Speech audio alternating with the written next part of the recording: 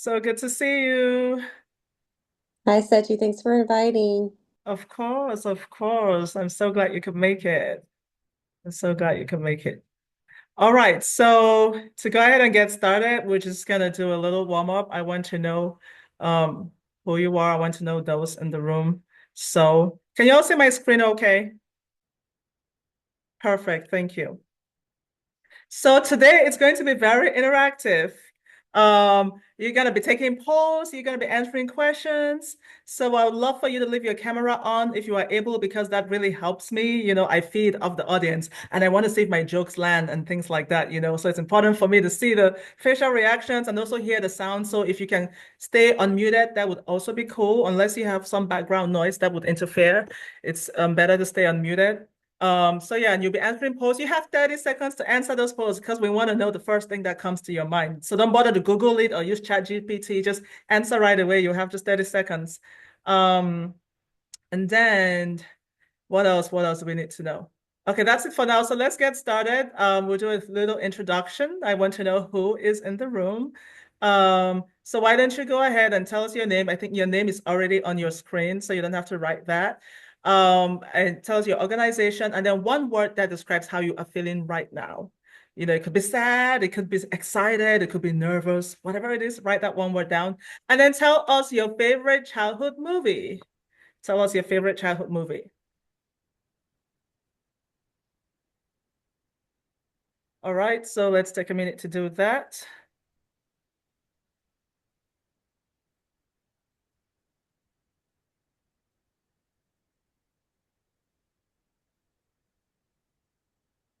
Let's see, are there any responses yet in the chat? Please go ahead and put those in the chat. We got like 30 more seconds to put those in the chat.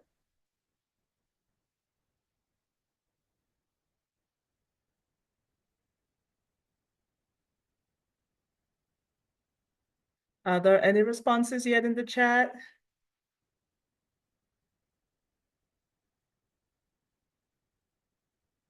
So just real quick, one word to describe how you're feeling right now. Your name? So it's very cool. Sorry? Hello there, Kelly. Hey, what's up? How are you, Setche? I'm good, thank you. I'm so good. So we're just doing introductions. Take a minute, take a few seconds to put one word in the chat about how you're feeling right now. Just one word that describes how you're feeling right now. And also your favorite childhood movie. And what Favorite organization you're childhood with. movie? Yes. All right. So I see Lauren from Children's Choice, and her favorite childhood movie is The Lion King. And she's feeling hungry. Okay, okay. Thank you for sharing that, laundry, April. April says she is stoked to be here. Yay! I'm also stoked that you are here. And The Lost Boys in the 90s kids. That's your favorite movies. Okay, I haven't watched it, but now I'm gonna have to go check it out. Linda Weber from Westminster Presbyterian Church. And her favorite childhood movie was The Wizard of Oz. That was one of my favorites as well. That was one of my favorites.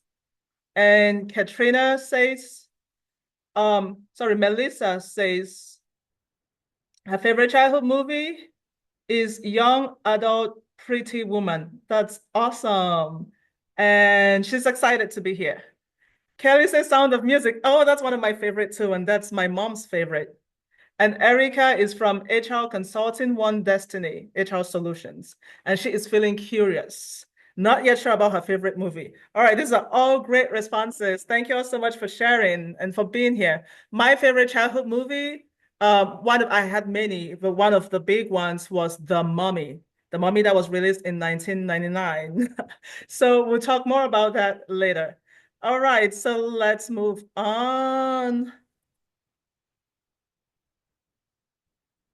Let's see. All right, are there any more answers coming in? Okay, so first question, where do I come from? Who can guess where I came from? Who can guess where I come from? Some of you might know already, some might not. Where do I come from? Feel free to unmute and just shout the answer.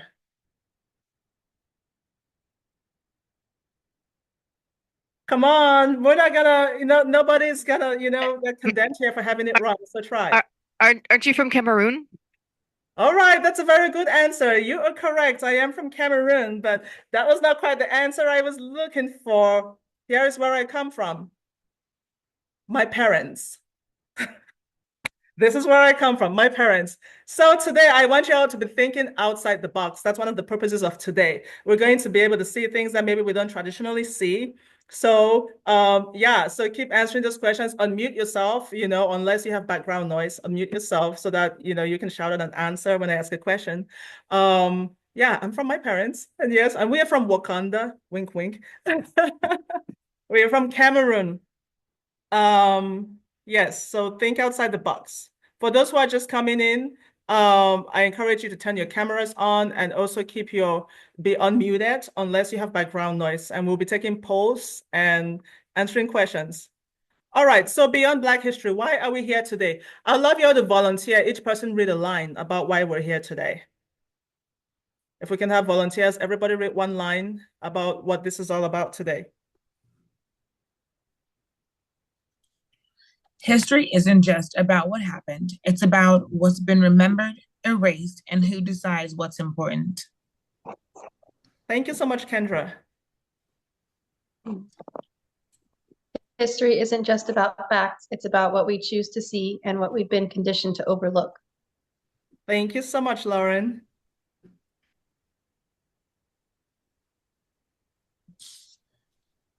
The way history has been framed affects how we see ourselves, our opportunities, and each other. Thank you so much. April wants to read the next one. It's about seeing the overlooked contributions of entire cultures. Thank you very much. Anyone else? Anyone else? Okay, I'll read the next one. So this conversation is not just about Black history, it's about identity, culture, innovation, and breaking free from biases that limit all of us. If there's only one thing you walk away from here today with, I hope it's this. I hope you walk away with the knowledge that history is not just about the past, it is the foundation of the future. And when we get only part of the story, we limit ourselves. So history is the foundation of our future. All right, excellent. So part one, the first poll we have now, remember you have like 30 seconds to take the poll. How deeply do you know your own heritage? So let's launch that poll right now. There's 2 questions on it. Let's go ahead and take that. We have 30 seconds. Do you know it very well? Do you barely know it? Would you like to learn more?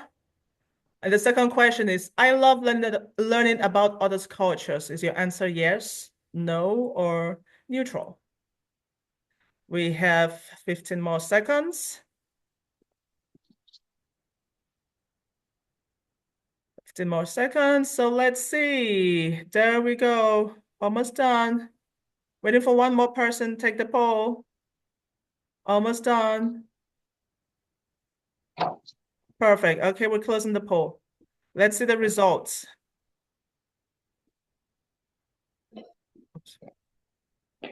Let's see the results. All right, majority of you say you know your culture very well. Some say you barely know it, and some say I'd like to learn more. Cool. Hopefully that's why we're here.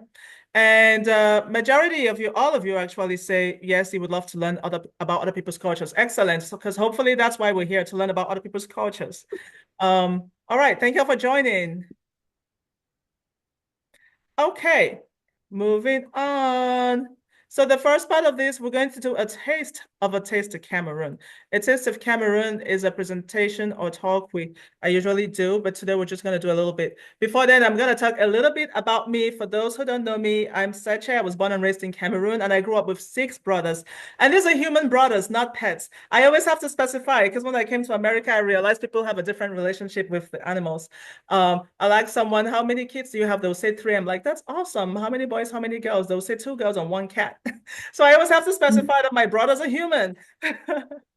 So I have a degree in chemical engineering from Iowa State University. I also got a master's degree, an MBA with an emphasis in human resources management. Now I do racial equity, diversity, inclusion. equity, and I'm a cultural strategist. I help organizations unleash the power of their cultural diversity. I love singing. I'm a performing artist, singer, dancer, songwriter, comedian. And yes, I love operating Caterpillar equipment as well. I used to work for Caterpillar as an engineer, and one of my favorite things was just going out there and operating this equipment. And I love people and cultures. And it doesn't matter whether you're the CEO of an organization or you're the president of a country or you're the janitor, it doesn't matter. I just love people and I interact with all of them the same. And of course, I love traveling. I've lived in 5 continents and visited over 50 countries. And I can say greetings in over 50 languages. So I use that to break the ice. So one thing I love about traveling and learning about other cultures is that it helps me learn about me too. It helps me learn about my culture too. There's a saying that a fish doesn't know it's in water. So unless you leave the water, you don't even know you're in it. So yeah, as you can see here, these are pictures of me, just a few pictures of me all over the world. I'm like my mom, we both love taking pictures. So you'll notice that my presentation is full of pictures here and there.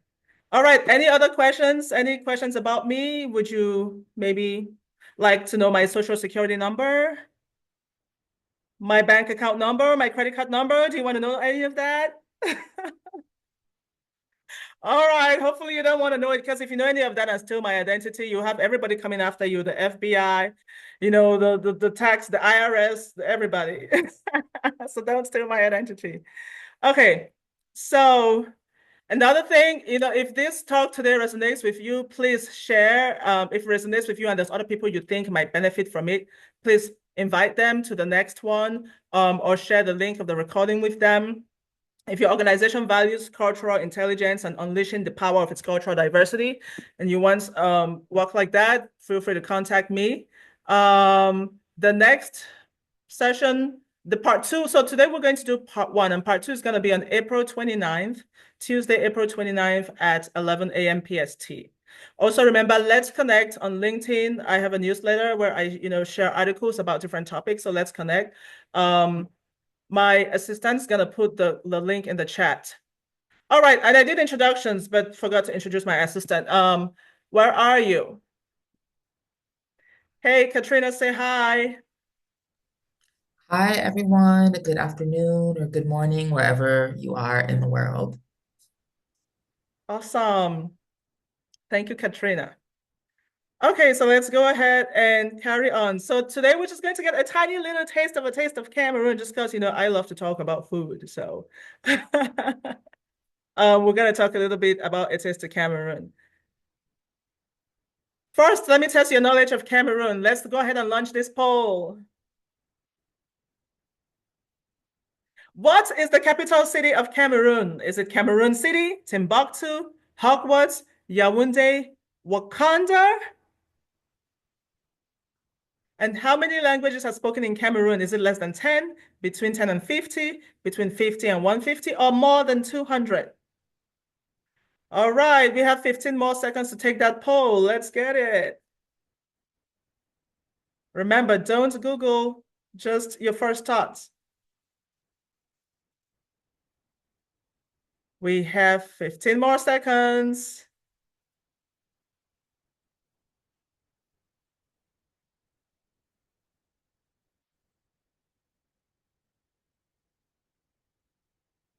All right, 5 more seconds. 5 more seconds. We're waiting on a couple more people to take the poll. And the poll is closed. Let's see what we got. Cameroon City has the highest. No, Yaoundé has the highest. And we have Cameroon City, Timbuktu, Wakanda. I'm so glad somebody said Wakanda because that's my favorite place. Hogwarts. Nobody said Hogwarts. Hogwarts is my other favorite place, in the Harry Potter world. I'm surprised nobody said that. But thank you for these responses. Normally when I do this in schools with little children, some people would say Africa, some people would say China, it's the capital of Cameroon. So we always get interesting answers. Let's see, how many languages are spoken in Cameroon? Actually, the majority got it right. 200. More than 200 languages. That is correct. In Cameroon, 286 languages are spoken, even though we're a population of just 25 million people. All right, what is the official language of Cameroon? We have majority say French, some say Cameroonish, some say African, and some say English. Perfect. So the official languages are French and English. But don't be fooled though, although we speak English in Cameroon, it's not quite the same as American English. I thought that when I come here, I would be fine because I already speak English, right? So I wouldn't have a problem with American English. Well, was I wrong? I remember when I just got here, I had this favorite pair of jeans of mine I used to love wearing. And every time I wear those jeans, I feel on top of the world. And people are always saying, "Oh, I love your pants." People are always admiring me. And then they'll say, "I love your pants. I love your pants. Where'd you get those pants from?" But then I will be so shocked. Like, what do you mean you love my pants? How can you see my pants? How do you know what my pants look like? And I could not figure it out. But I got a bit spooked, so I stopped wearing those jeans because I don't know how people could see my pants every time I wore those jeans. It was 3 weeks later that I finally realized what was happening. That's because in Cameroon, this is what we call pants, what Americans call underwear. And what Americans call pants, we call trousers. So I finally figured out what was going on. But I have so many stories like this. In fact, a lot of my initial stand-up comedy routines were all based on language misunderstandings. Now my stand-up comedy is getting a lot more sophisticated, but back then it was just my regular daily experience based on language, language misunderstandings. All right. So food, I'll just say real quick about Cameroonian food. It's usually, compared to American food, it's usually very spicy. And also it's very, very delicious. Oh, well, no shade to American food. But Cameroonian, I would just say this. If you were to visit Cameroon, you have to bring your own cheese because I know Americans cannot live without cheese. And we don't tend to put cheese in our food. So if you're visiting Cameroon, bring your own cheese. All right, I will skip to the next part. A couple cultural norms. In Cameroon, to be respectful, we address elders by titles. So we wouldn't call someone who is older than us by their first name. We'll call them auntie this, uncle this, Mr. this, or chief this, whatever their title is. We don't just go around calling people by their first names if they're older than us. Also, eye contact is big. We don't look our elders in the eye when we're talking to them. I found that to be very challenging in America because when I don't look people in the eye, they think I'm lying or that, I'm not confident or I'm not serious. There's different interpretations. So when you're working in the same workplace with people and you have these different kinds of body language, not everything is as it seems.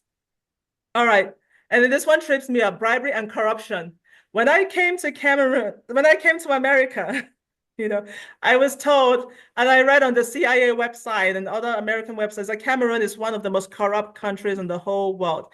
And I used to, carry that identity. I come from the most corrupt countries. But over time, when I examined, America, I realized, actually, Cameroon is not really much more corrupt than America. One of the main differences is a lot of the things we call corruption in Cameroon are just lack of structures. For example, if you were to apply for something and you wanted the documents process faster, you're going to have to bribe. In America, we just call those expedition fees. If you wanted to get in Cameroon, if you wanted to get in the bus first, you're going to bribe. In Cameroon, in America, we call it premium fees. In Cameroon, if you were in a powerful position and you brought in your family, your friends or whatever, we call it connaissance. We call it corruption. Excuse? We call it corruption. But in America, we just You call said it corruption. networking and career development. You said corruption? Yes. Let me finish the points and then we'll talk. Switch over to the zipper net, and not a single one of them. Okay, so in Cameroon, we'll call it corruption. Here, they just call it career development and networking. In America as well, there's a lot of, we call corruption lobbying. And the same thing happens in Cameroon, we call it corruption. When it happens here, we call it lobbying. So the corruption here is institutionalized, right? However, that's not to say things that happen in Cameroon are not corruption. I'm just saying there's depends on how we look at it. The main difference too is in Cameroon, when you bribe for those things to happen, it goes to an individual as opposed to the institution. All right, Another thing about Cameroon is that there's a lot of oral history. It's prevalent, although we tend to dismiss it. So more on that in just a little bit. All right. That being said, that's why we're going to end with a taste of Cameroon for now due to interest of time. Would you like to know what Cameroonian children look like? Yes, yes. Ta-da! Drum roll, Cameroonian children. Okay, obviously, I'm joking. These were skits in one of the schools where I do cross-cultural awareness and a taste of Cameroon as well. And they usually want to dress up like Cameroonians and just feel the culture a little bit. And so we do this, and it is a lot of fun. Okay, the next part. So that's where we'll end for a taste of Cameroon in interest of time. The next part, reclaiming our hidden histories. This whole talk is centered around my grandfather's story, a story my grandfather told me, which I had held close to my heart and never shared with anyone because I didn't believe it. So we're going to talk about that story and the power of knowing. I would like someone to volunteer to read this quote that's on the screen.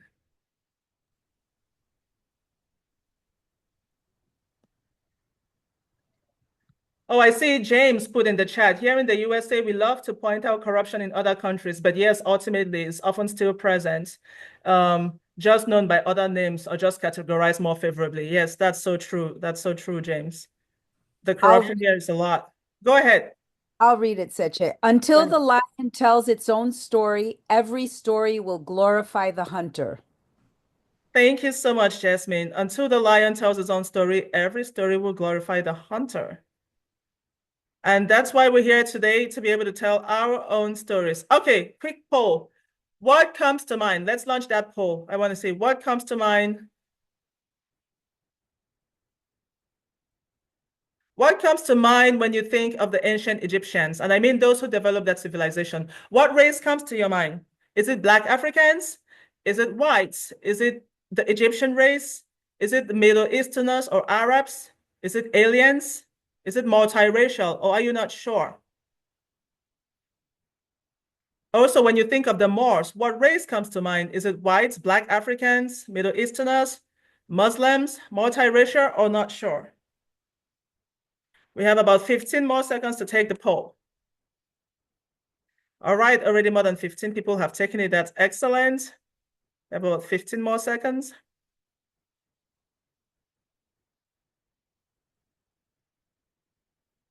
Perfect. So waiting on a couple more people.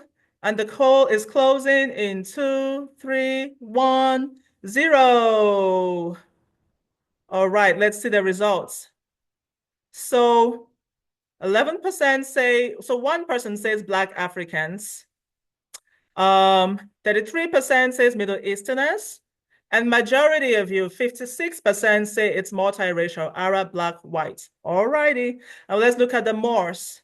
44% say the Moors, Black Africans, and 11% say Middle Easterners. 11% also say Muslims, and 22% say multiracial. 1% says not sure. All right, thank you all so much for participating in the polls. So what's the right answer? Well, you'll be the judge of that after we go through the rest of the talk. You will be the one to tell me what you think the answer is. But thank you for sharing what comes to your mind. And by the way, these polls are anonymous, so we don't know who answered what. I just want to see where people are at in the room. Okay, so this whole talk started with a story that my grandfather told me. In 1999, when the movie The Mummy came out, I watched it and I was just obsessed with it. I was obsessed with that place, and I tried to get everybody to watch it, including my grandfather, who barely spoke English. And at the end of making him sit through that entire movie, he told me the strangest thing that was such a shock to me. He said, "This place that I'm obsessing about, this is where our ancestors came from." And I was like, what? I didn't believe him. I'm like, he must be joking, or maybe he's getting senile, right? Because up until that point, everything I knew about ancient Egypt I did not meet the profile. I thought the ancient Egyptians were white. They had long hair. They spoke Arabic. That's everything I'm not. You know, I thought the ancient Egyptians are smart, they're powerful, they're hardworking. Everything I am told, I am not. So I didn't see myself in that. So obviously, I thought my grandfather was joking or being senile. So I buried that story down deep, buried it away in the Valley of the Kings with the mummies, never telling anybody because I didn't want him to think he's getting senile. Fast forward 10 years later, after I had moved to America, a friend of mine, a Black friend of mine, African American, he told me that Black people built ancient Egypt. And I was like, oh my gosh, this guy is far deep in the we was kings delusion. Fast forward again, 5 years after that, while I was in the bus from Palestine to Israel, a stranger that I met in the bus, a white guy from Florida, he told me he's just coming from Egypt and he feels like he's been lied to his whole life because when he looks at the reliefs and the statues and so on, he says those are Black people. And his whole life thought ancient Egyptians were white or olive skin or Middle Easterners, and yet he was seeing Black people all over the place. And that was the first crack at my disbelief. That was the first crack I had at my disbelief at the story my grandfather told me. But still, I didn't quite believe. And this guy showed me pictures he had taken in ancient Egypt. And I was like, oh my God. And then fast forward in 2023, the Netflix documentary came out where a half Black woman was casted to play Cleopatra. And I was like, and there was so much uproar about it. It was a huge controversy. And there was an Egyptian lawyer from the Egyptian government who sued Netflix for daring to cast a half Black woman as Cleopatra, saying that it's not respectful to Egyptian heritage and Egyptian people. So I heard that and I was like, for many, many decades, they've been casting white people as Cleopatra and everything in ancient Egypt, and there was never an uproar about it. There was no suing of the producers, but they have Black women and they're suing, saying it's not historically accurate. So now I started to look into this claim, you know, that ancient Egyptians, the ancient Egypt was built by African peoples, people like modern Africans today. And in the course of that, my mind was blown. In the course of that, I discovered that the people from my tribe, the Bamileke people, actually hailed from ancient Egypt. And I was like, this is what my grandfather meant. So this is what my grandfather meant, and I had deceived him. How come it took me 25 years? So anyway, we're going to explore a couple of things that finally brought me to the awareness or to believing that my grandfather was right. First of all, there's lots of evidence, lots of anthropological genetics evidence and historical accounts, linguistic accounts, and cultural links, archaeological links. And we'll see some of those today that show that the Black Africans, you know, built ancient Egypt. These are words that could never come out of my mouth until now because I always thought I would be seen as crazy, just the way I used to think other people were crazy when they said this. We have migration patterns. Many African tribes like the Bamileke, the Bassa, the Bamum, Hausa, Yoruba, Akan, Dogon, the Guni, the Sudanese, the Ethiopians. There are so many tribes who trace their lineage back to ancient Egypt and how they started to migrate out of there during the invasions, during the Muslim invasions. And they didn't want to convert to that religion, so they just migrated out of there. And then there's specific evidences linking the Bamileke people to ancient Egypt, not only linguistically but also with our cultural traditions. There's also a lot of royal symbols and regalia. There's architecture and engineering that traces us back to there, a lot of similarities in our art and symbolism. There's also the migration patterns, our oral histories, you know, trace us back to ancient Egypt and the Nile Valley civilizations. So there's lots of evidences, which took me a while to come to. All right, so one of those you would see, this was kind of the first crack at my delusion that my grandfather was wrong, was seeing comparisons of ancient Egyptians and just modern Africans. Look at this, look at the hair. Look at the hairstyles in these comparisons here. These are modern Africans today. These are how ancient Egyptians were depicted. Look at even these pharaohs, look at the hairstyles, look at the crowns, look at these West Africans in ancient times, how they were depicted as well. So that began to make a little crack in my mind that the ancient Egyptians could have been Black.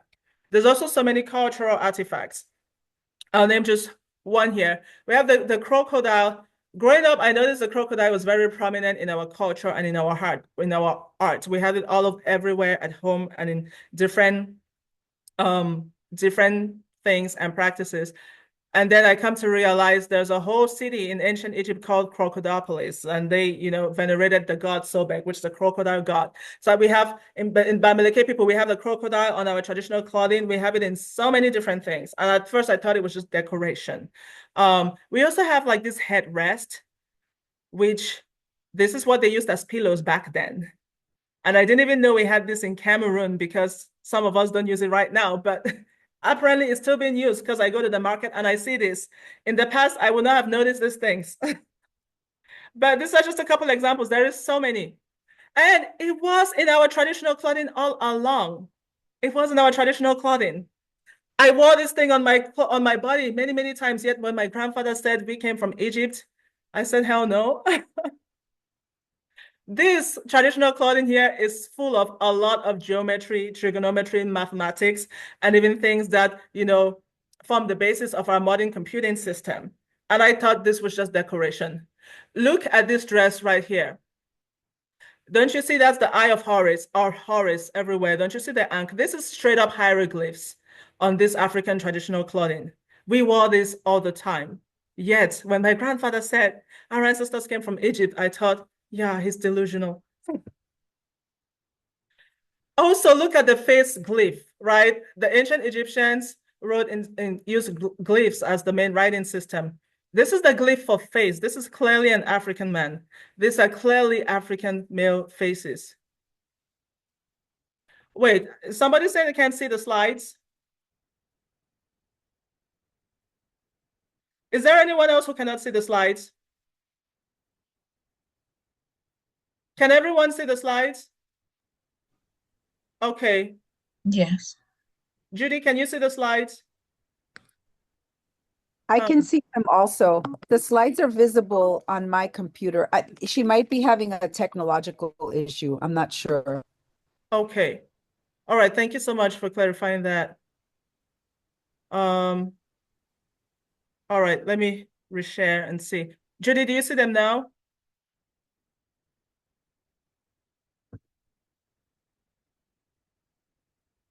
I can't hear you. Okay, just keep trying. Maybe you eventually be able to see it. Thank you. Okay. Thank you so much. Thank you so much for pointing that out. All right, so you can see this is the glyph for face, and this is my grandfather. We call him Big Papa. He doesn't look much different than this face glyph. Also, we have the Sphinx. Every time I saw the Sphinx in a movie or some kind of documentary, it didn't look like this. So I did not even know the Sphinx had this typical African face with subnasal prognatism, which is a very, very African feature. I had no idea.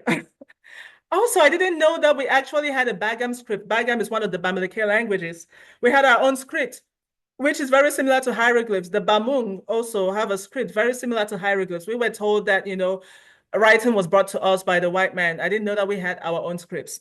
I didn't know that a common West African script called NCBD existed 1,000 years even before hieroglyphs. I had no idea all these different things. But these are the things that began to crack at my thought that my grandfather was delusional.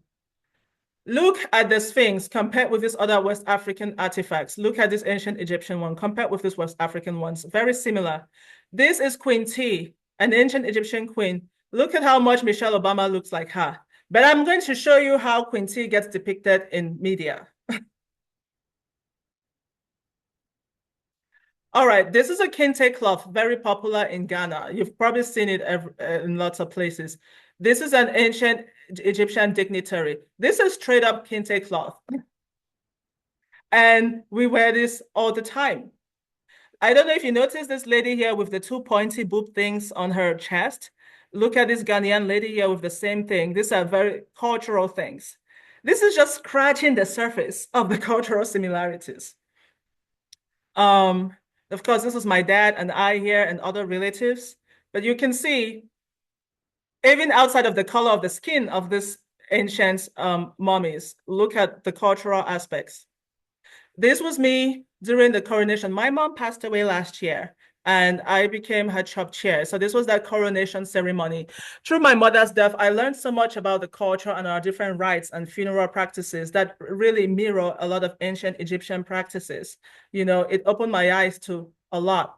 But here we are at my coronation last year. Here we are again. That's my dad. These are my brothers behind me. I have 6 brothers, majority of them being older, but now I'm older because of my coronation.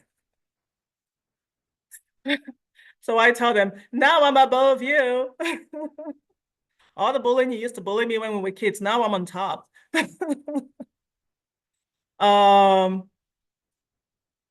Yeah. And this one is a shocker. It was in our names all along, names that speak. The story was in our names all along. These are just a couple of examples. Kwamu, that's my last name. Look at the ancient Egyptian names that are like it. Kamun, Knum, also spelled Kumu, Kimu, Kamutef, Amun. Yankam, that's my younger brother's name. We have Yankamu, Ankam, Yankare. What's funny is whenever people mispronounce Yankam's name, they call him Yankam, which is also this other ancient Egyptian name Yankam, right? And then even Setche. So there's 3 of us in my family called Setche, and these are the 3 ways in which we spell them. If you notice here, no matter how you slice and dice it, there's millions of ancient Egyptian names that go with it that look almost exactly like that, or at least are pronounced almost exactly like that. You have Nana, also my last name. The ancient Egyptian equivalents could be Namar, Nanefar, Nani, Anan. So there's just so much similarities all along. Our names told the story. Yet, when my grandfather told me that our ancestors came from ancient Egypt, I did not believe him. So how come I did not believe him? Before we get into that, I want you to think about what histories you have been taught, whether explicitly or implicitly, that you later found out were misleading or incomplete or outright fabrications. I want you to think about that. If we had time today, we'll go into breakout rooms and talk about that because I love discussions. All right, reminder, if you are able to turn on your camera, please do because that helps me out. And if you're able to unmute, please do because that helps me out. When I'm able to see people, it just gives me better energy. You don't have to, but it helps me. All right, now I need a volunteer to read this quote, please. I'll be happy to read it. Thank you, Judy. Go ahead. I'm so glad you can see the screen now. He who controls the past controls the future. He who controls the present controls the past. Thank you so much. That is so true. That's so true, don't you think, Judy? Yeah, so true. He who controls the past controls the future. He who controls the present controls the past. That's why it's so important that we are exposed to an accurate past. All right. So how did we get here? How come it took me 25 years to finally believe my grandfather enough to be able to voice it out to somebody else without feeling like I will be perceived as crazy or stupid, being confident enough to be able to voice that out today? It was in our clothing. It was even in our names. It was in our culture. It was in everything, yet I did not believe because I had been taught not to. I had been conditioned not to believe, not to see it. All right, so we have Hollywood whitewashing. If we look at Hollywood movies, what do we see? For example, this is the Sphinx we see in movies, and there's other versions of the Sphinx that definitely do not look like this, right? And even when you see ancient, if there are Black people in any movies or documentaries about ancient Egyptians, you would see it's structured such that the white people are the leaders of the society and the Black people are slaves or servants. This is Queen Hatshepsut right here. Do you see this brief of Queen Hatshepsut? This is how she often gets portrayed in the media. But look, who does she look more like? Who does she look more like? Here's a Black journalist who was investigating the race of ancient Egyptians. And this bust of Queen Hatshepsut happens to look just like her, and not this that we see in the media all the time. Another method that is used is to have forged or manipulated artifacts. Everybody who knows anything about ancient Egypt has seen the bust of Queen Nefertiti. This is a fake bust, completely manufactured. But if you Google Nefertiti, this is what you're going to see. But there's so many real images of her and real busts of her. For example, this one's on the screen, which look nothing like this one that is being paraded everywhere as Nefertiti. Also, you have a lot of the busts and artifacts have their nose missing because you have their noses missing because it makes them look less Black. And there's, people say it's iconoclasm or some spirituality, but if you read, I used to believe those claims at first, but if you really investigate them, it doesn't hold water. This is another very classic example. Here we have Prince Rahotep and Queen Setche. This is the one you'd see everywhere if you Google Rahotep and Queen Setche, and this is a complete fake. This is the real one. You also have misrepresented reconstructions. This is Queen T. We saw her earlier, who looks like Michelle Obama. How does Queen T become this? How does she become this? This is Nefertiti. We've seen Nefertiti earlier, what she looks like, but they use that fake bust to create also fake reconstructions. This is Queen Tut, the youngest king who became king at 9 years old. How does this guy become this guy? How does he become that guy? And these are the official reconstructions that are being paraded as this is what that ancient king looked like. It's no wonder I could not believe my grandfather. Okay, this one really gets me. I call them deceptive reconstructions or misleading reconstructions. This is Amenhotep III. Do you know when this reconstruction came out? This came out last year in like October. How does this man become this man? How do you want us to believe that this man with these luscious lips became this man who has no lips? This man has 0 lips. And you want me to believe this? And you want my children to believe this? Oh, please. This one riles me up. And you know why it riles me up? I was sitting in a live with a researcher who had challenged the reconstructionists who did this official reconstruction. And it was all over the news last year. We finally know what Amenhotep looks like. And this is what they showed us. So this researcher challenged their reconstructionists. And you know what he said? He argued that his representation was more like the real Amenhotep because he used science. He used bone structures and skulls to come up with it, unlike these other ones that is just art. I want you to sit with that answer for just a minute. Just sit with that answer. Seriously? So if I should take that to its logical conclusion, that means today, if I wanted to get a painting or art of me, I'm going to have to go get a CT scan and give that to the artist in order for them to do a sculpture of me or a painting of me, right? And oh, it gets worse. Back in the day, if there was no CT scans, what would they have had to do? They would have had to break the pharaoh up, get his skull, see what it looks like inside, sew him back up, and then they'll be able to do a sculpture of him.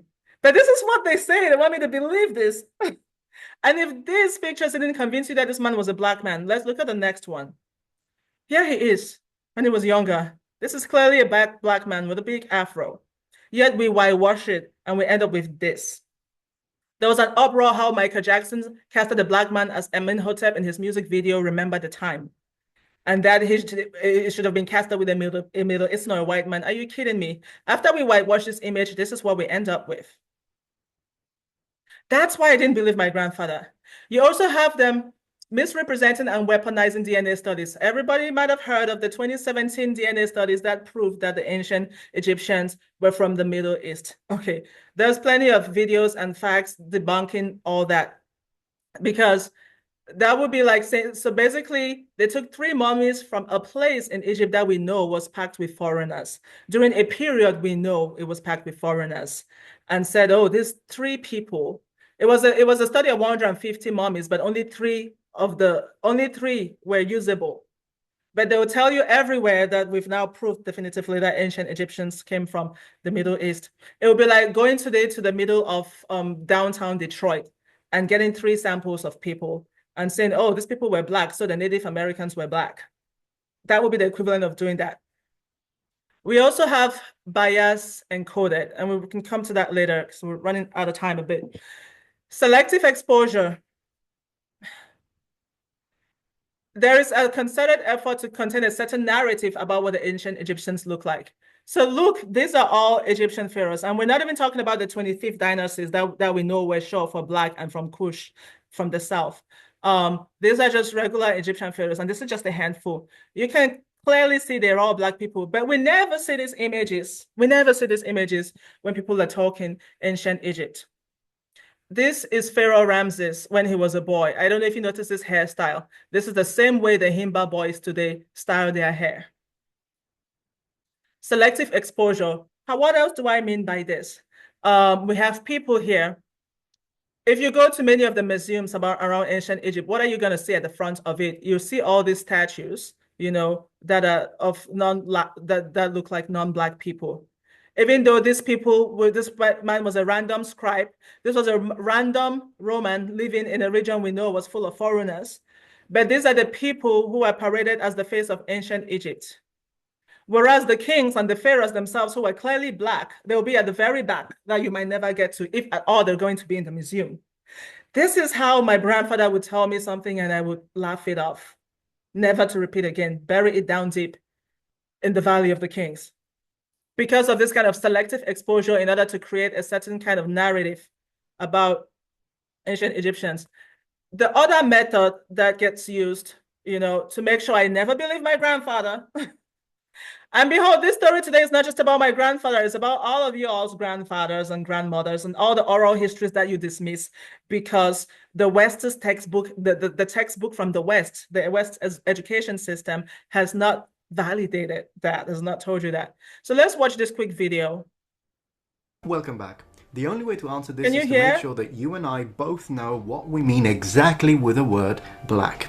And I've noticed that some academics these days love dancing around this one because it's controversial and they don't want to offend anyone. So what do? They say, oh, but the ancient Egyptian didn't have these modern concept of Black people and white people. That's a modern construct. So they were neither. That's dodging the question. So let me be 100% crystal clear here. Did the entirety of the population of Egypt or the majority of the population of Egypt look like this handsome man? No. The ancient Egyptians were a multi-ethnic African civilization. It was multi-ethnic because of its very geographical position, a connection between Africa, the Mediterranean basin, and Asia, a strategic location on the crossroads of continents. The Egyptian civilization. I actually cannot hear. I don't know what happened to my volume. Okay. Welcome back. The only way to answer this is to make sure that you and I both know what we mean exactly with the word Black. And I've noticed that some academics these... We can hear that. Okay, you could hear it. Yeah, I can hear it. All right, thank you. Another thing that happens is the reverse one-drop rule, right? So while in America, there was the one-drop rule saying if you have any ounce of Black in you, that makes you Black, so you're now a slave. So they could increase the slave manpower. However, it's different when it comes to our rich ancient histories. If there's anything about someone that they have that is a feature that can also be found in non-Black people, they will then say that makes them non-Black. Even though Africa is the most diverse continent, there is more diversity in Africa than there is in the rest of the world. In Nigeria alone, there's more diversity there than there is in Europe and Asia combined. However, they would like to say if, somebody is not completely Black, then they're not Black. So they will see these reliefs on the wall and say that these are not Black people, notwithstanding that Blackness comes in so many different shades. Now, this one used to really get me. For many, many years, I looked at this brief and could not see what was in it because the narrative was, this is Pharaoh Ramses, so this is what the ancient Egyptians were like, and here he is fighting his enemies, the Nubians. As you can see, Nubians are Black people. And I heard the narrative for a long time. But then finally I see, oh my God, did I notice that there's people on the Nubian side who have the same color as Ramses or even lighter? I could not see that to save my life before, but now I see it. There are many shades of Black, many, many shades of Black. This is just in my family alone. This is my immediate family, my brothers and I and their kids. As you can see, there's so many different shades of Black here.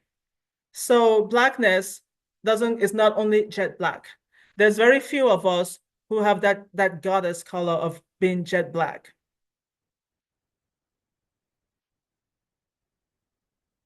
All right, let's watch this quick video too. Shammai's ethnicity. Well, They have just told me that Shemai had a Nubian feature, Anyway, Katrina, please go ahead and put which the survey means that on that. their ruling family was probably Nubian, and that was unexpected. Examining Shemai's anatomy closely, the thickness of his bones and the shape of his nasal cavity, the anthropologists think he was a black African, likely from neighboring Nubia. A huge revelation that challenges the prevailing image of the Egyptian ruling class. We always thought the ancient Egyptian elite were Mediterranean type, and in this sense, Shemai is representing the society of the frontier, in which different ethnic groups were mixed. At the end, it doesn't matter the color of your skin. Shemai was Egyptian. All right, so this is another method that gets used. When you think the ancient Egyptians are Mediterranean, their race really matters. When you discover they're black, they're like, oh, the race doesn't matter. They're of a special Egyptian race. They're of a special Egyptian race. You know, race wasn't a thing. Skin color wasn't a thing, right? So there's all this whole gaslighting that goes on. At least I applaud this guy for being honest. You know, when he discovered, you know, that it wasn't what he expected, he at least admitted that. So that's another of the things that made it impossible for me to believe my grandfather. Oh,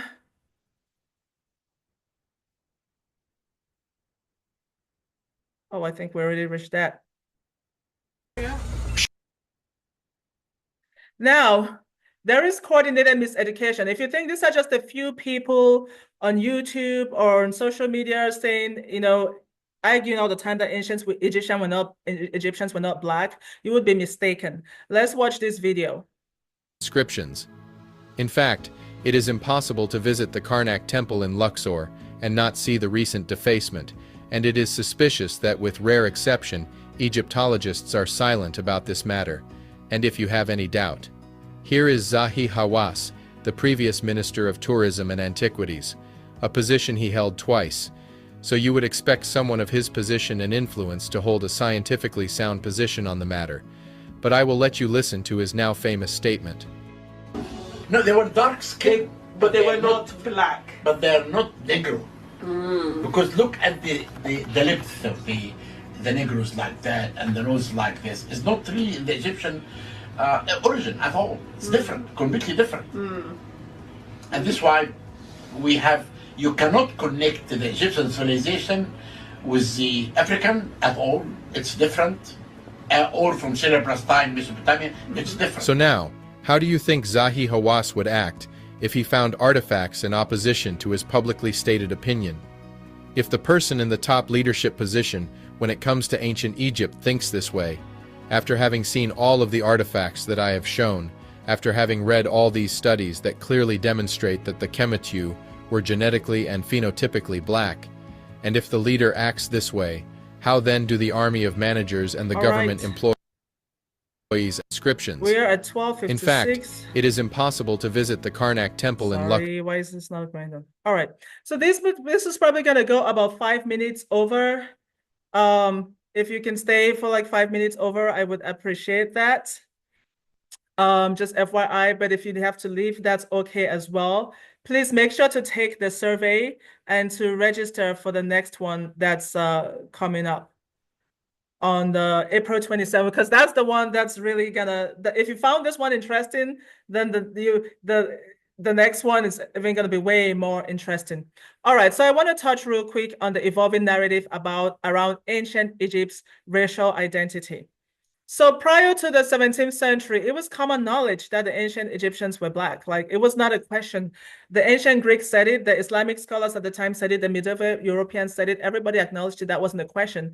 It wasn't until the 17th and 18th century that the racialization of history began.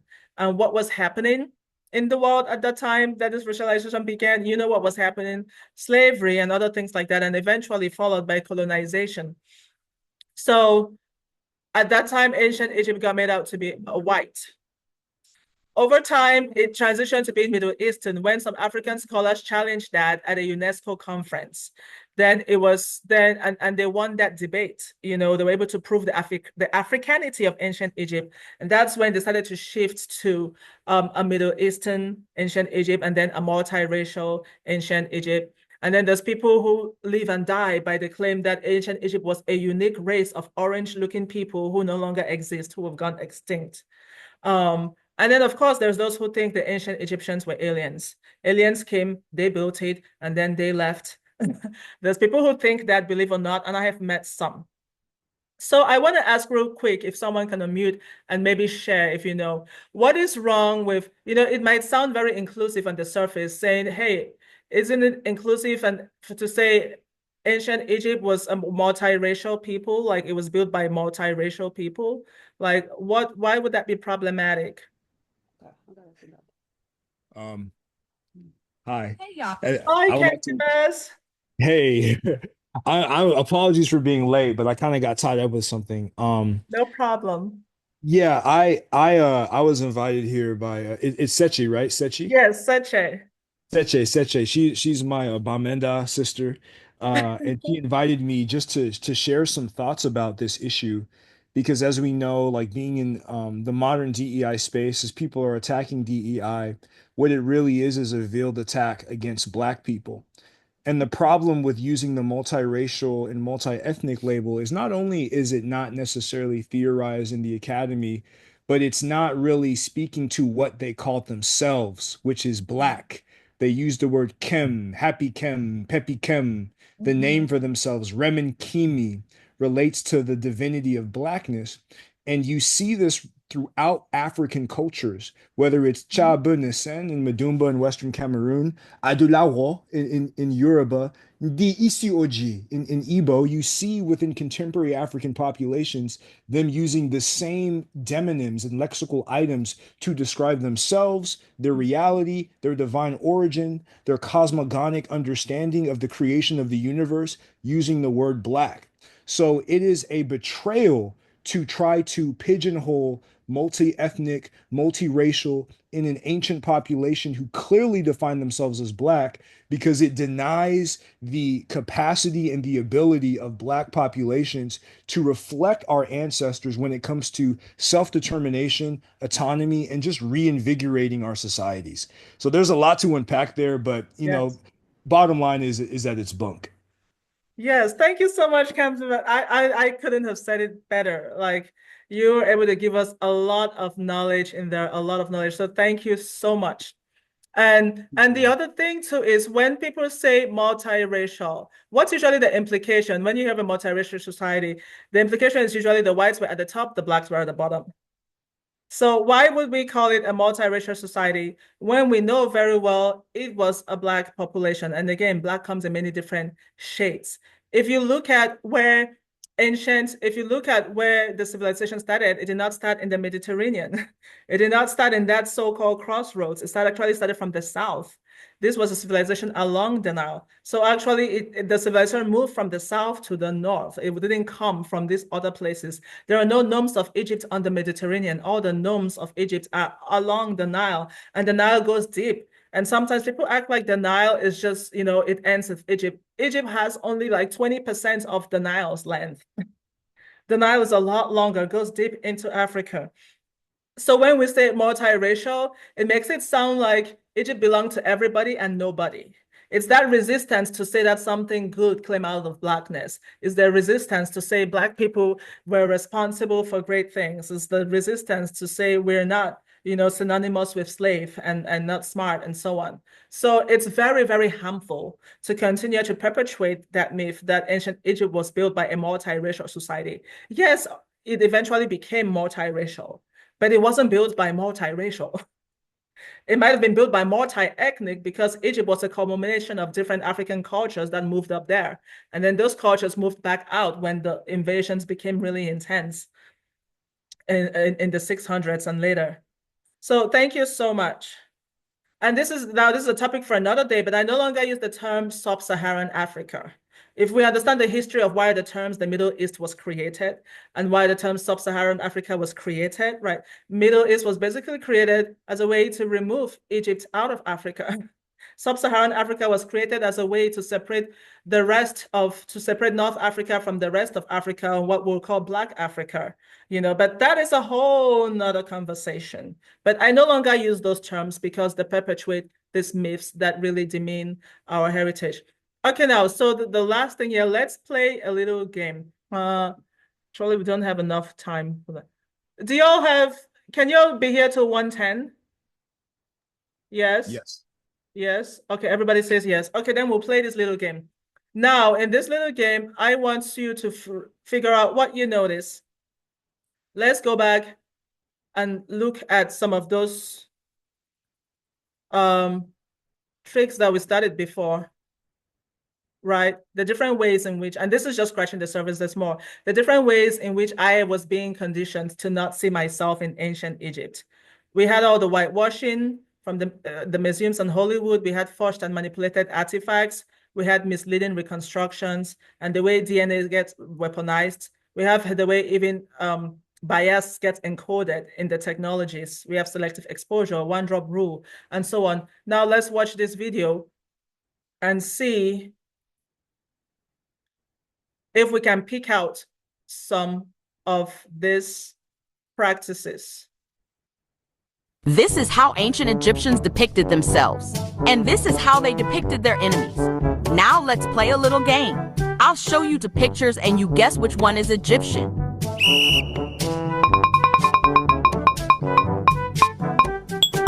Correct. Now imagine if ancient Egyptians wanted to depict this woman. Would they depict her like this or like this? Good job. You see how easy it is to tell the difference between Egyptians and sub-Saharan Africans. And yet African Americans are claiming that ancient Egyptians were black, and they keep making blackwashed photos like this, when in fact, the only people who did look like African Americans in ancient Egypt were their sub-Saharan enemies. And if African Americans existed in ancient times, Egyptians would have depicted them like this, not like this.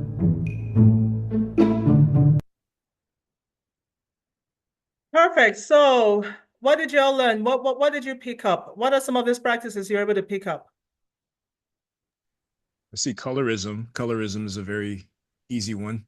Yes, colorism. The reverse one-drop rule, right? Yeah. Where there's black can only be this one shade and everything else is not black. What else did anybody see?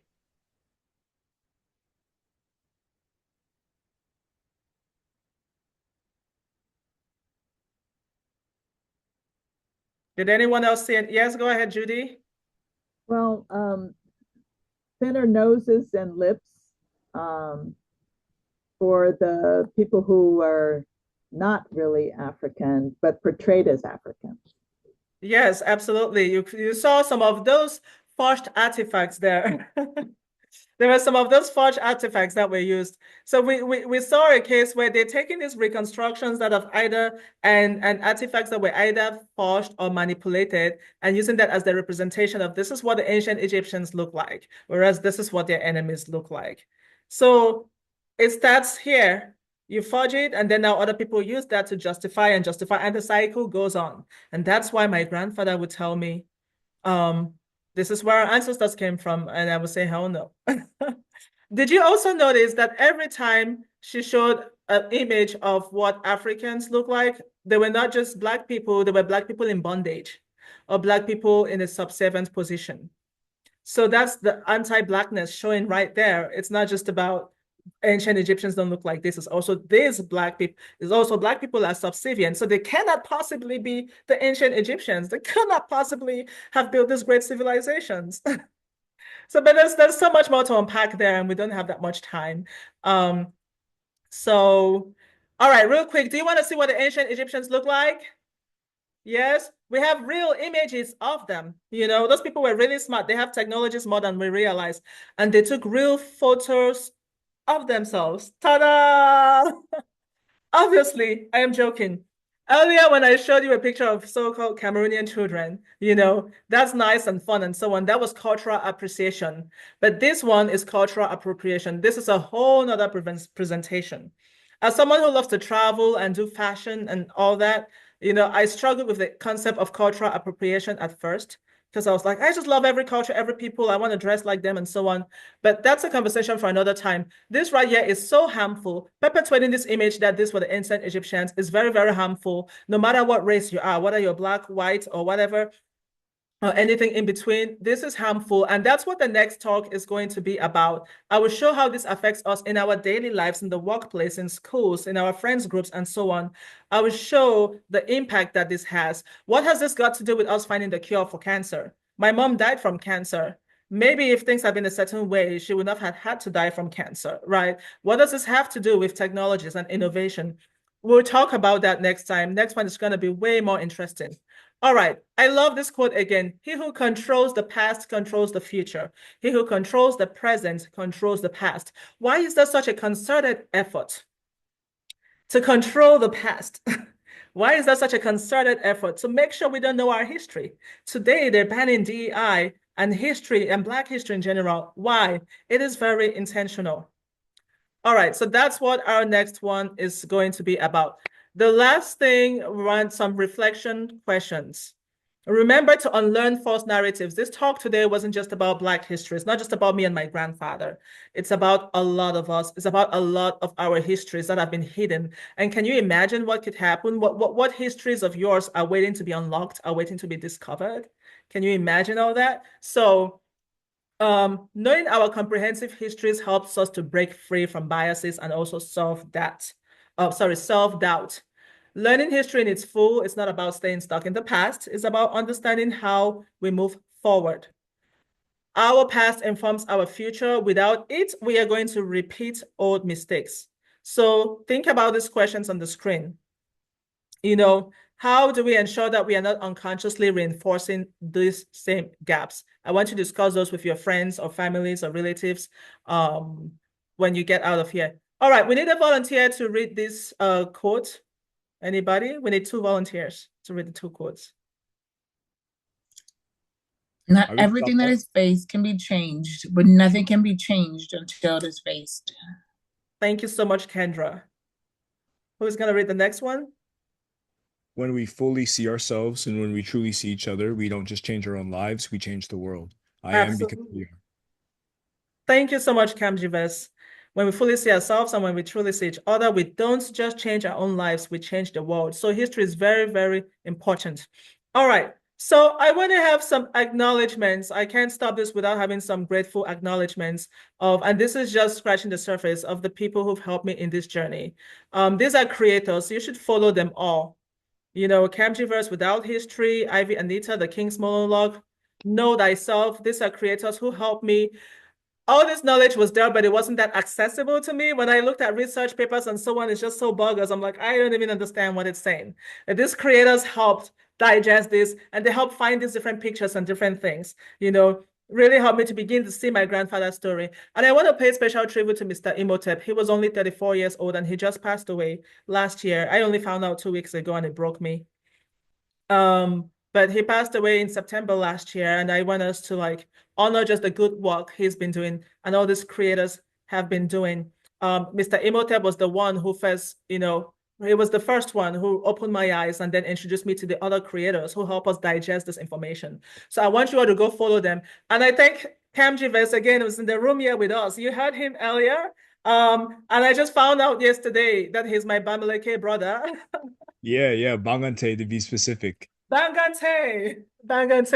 That's awesome. Thank you so much for the great work that you do. This work is very essential. As a DEI professional, I cannot emphasize how much this work means and how it even changes the way I see the work that I do. So thank you so much. All right, remember, here is how we connect, right? Follow that link in the chat. Take the survey, please. Take the survey and share this. There'll be a recording of this later on, so you could share it with other people, if we want to learn. We need to spread this message, right? And if you want me to come do this at your workplace, and not just, I do a lot of things around workforce development and also cultural intelligence. This is the first time I'm doing something like this. This whole Beyond Black History is the first time I'm daring to venture with my grandfather's story and the topic of ancient Egypt. But if you want such things, If you want anything around culture or DEI at your organization, feel free to connect with me. Don't forget to connect with me on LinkedIn as well and follow my newsletter and so on. There is a link in the chat where you can connect with me, and you can also find the survey and everything else. All right. Thank you so much. I will send a follow-up email as well that we have some resources, just a few key videos that you might want to watch. I mentioned the DNA study that's debunked and so on. You could find those when you get the email with the resources. Feel free to share those as well. All right, real quick, put in the chat one word that describes how you're feeling right now. And I am so grateful for you all being here today and sticking with me. Amazed. Janet says amazed. Thank you. Kamjiva says blessed. Linda says enlightened. Kendra says informed. That's excellent. I'm happy to see all these words. That's how I hoped you would feel, and that's what I, hoped you would see. So thank you all so much. And I'm sticking around if you have any questions, if you want to discuss anything. Feel free. I'm sticking around. Thank you. Now let's all unmute and give ourselves a hand. Give ourselves a hand for attending this, for being bold and brave and, coming to a talk that might make you uncomfortable. For some people, I know that, they might think this conversation has been long overdue, but for others, I know it might be a bit uncomfortable. But thank you all for being here and sticking through the conversation. So give yourselves a hand. Oh, I see some more words coming in. Fulfilled, enlightened. Thank you. Thank you. And my dad is in the house with us today. My dad is in the house. Let's give it up for Mr. Nana. You saw him earlier. That's my dad, the son of the grandfather who started this whole journey for me. It's sad that it took me 25 years, but the question is, will it have to take you 25 years? I hope not. That's why I'm doing this talk, so that it doesn't take you 25 years to believe your ancestors, to believe your elders. All right, any questions, any thoughts? Ooh, I see like so many congratulatory hands. Thank you, Janet. Thank you that's very heartwarming. Justice Nana, there's greetings to you in the chat. Justice Nana, there's people in the chat greeting you. By the way, my dad has never heard this story. Like I said, when my grandfather told me this, I buried it deep down in the Valley of the Kings because I thought he was going senile. That's how deeply I've been conditioned by society to not believe. That I thought the minute I voice it, everyone would think I'm crazy. All right, any other thoughts or questions? Judy, I saw you unmuted. Did you have something to say? Oh, you asked us to unmute, so I unmuted. This was wonderful. Thank you so much. Thank you. Thank you so much, Judy. Thank you. So there was a question somebody asked me one time during the last session that other than the reasons that I gave about how we've been conditioned, are there any other things that led to me not believing my grandfather? And that sparked a conversation that made me realize something else. One of my friends, she's Bassa. Bassa is another tribe in Cameroon. And she told me, I was about to ask her if she knew that the Bassa people also hailed from, if she knew where the Bassa people hailed from. I asked her and she said ancient Egypt. And I was surprised, I was shocked because I thought I was going to be telling her news. She said, oh, all the Bassa people know. I'm like, what? Like, how come you all knew and us Bamilekes, we did not know? I mean, maybe there are some Bamilekes who knew, like my grandfather, but some of us in the young generation never knew. So I realized that one of the other reasons, despite the conditioning, is also that even when we know, we don't speak about it ourselves because we think we're crazy or we're the only ones who are thinking that, or we're the only ones who know. But I was moved by the fact that a lot of the Bassa people know that this is their heritage and they accept it and they share it proudly.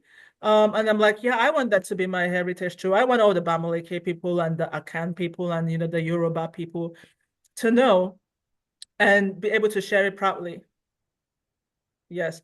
Oh, I want to share this real quick because this just happened 2 days ago. 2 days ago, I saw a news article about this ancient Egyptian mummy that they've never dared to open. And what did I notice? What's the first thing I noticed about this article? about this mummy. Look at its clothing. Look at its what would you call this? Ornament. It's dashiki. It is a dashiki. Look, that is clearly a dashiki. I'm like, oh my God. These people had dashikis. I don't know if you all are familiar with dashikis. It's very black symbol, African symbol. And I asked ChatGPT, I put this image in from the article and said, is this a dashiki? And they're like, no, it's not a dashiki. This is ancient Egyptian. And then I put images of a dashiki. I'm like, this is like a dashiki. And it says, no, this has nothing to do with dashiki. I'm like, are you kidding me? This is what we talk about bias encoded.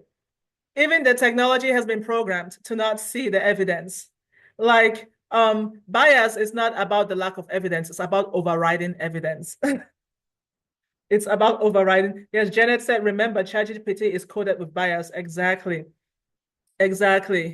And I remember a while ago, I saw something on Facebook about the Moors and it didn't look right. And so I went into it with an AI chat with Facebook AI. And then I then went to the topic of the ancient Egyptians, and all it kept telling me was how they were multiracial. And then when I ask it to break it down, I'm like, okay, what makes a civilization a civilization? And it tells me they need to have the writing, they need to have this religion, they need to have that and that and that. I'm like, okay, when it comes to ancient Egypt, where does all those things come from? And ChatGPT tells me, that particular AI tells me it came from the South. I'm like, okay, I broke it down also into kingdoms. When you look at the old kingdoms, who were the builders? When you look at this kingdom, who was this? Who was that? The AI had all the right sources. It had all the right pieces. When I broke it down, it gave me the correct answers and all the pieces, but its conclusion was always wrong.